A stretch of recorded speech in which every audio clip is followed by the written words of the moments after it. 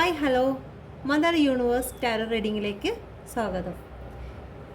New മൂണിൽ നിങ്ങളുടെ person നിങ്ങളെക്കുറിച്ച് ചിന്തിക്കുന്നുണ്ടോ? നിങ്ങളുടെ പേഴ്സൺ നിങ്ങളെക്കുറിച്ച് എന്താണ് ചിന്തിക്കുന്നത്? Please guide me universe, please guide me, please guide me mother universe, please guide me, please guide me mother universe.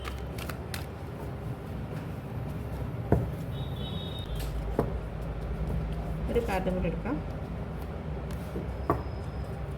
സമയം ഓടിപ്പോകുന്നു, അതുകൊണ്ടാണ്. 9 ഓഫ് പെൻഡക്കിൾ. അവരുടെ ലൈഫിൽ എല്ലാം ഉണ്ട്. അവരുടെ ലൈഫിൽ എല്ലാം ഉണ്ട്, സന്തോഷമുണ്ട്.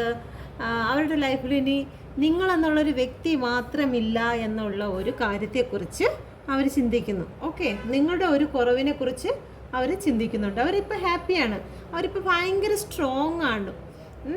അവർക്കിപ്പോൾ ഒന്നിൻ്റെ ഒരു ഹെൽപ്പിൻ്റെ ഒരു ആവശ്യമോ ഒന്നുമില്ല.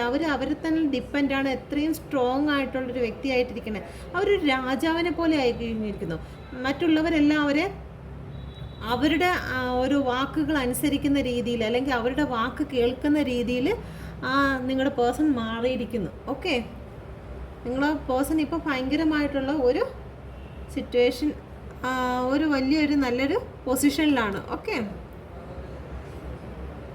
എങ്കിലും അവർ ഇത്രയൊക്കെ ആണെങ്കിലും അവരുടെ ലൈഫിൽ ഒരു 10 ഓഫ് സോഡിൻ്റെ പെയിൻ ഉണ്ട്.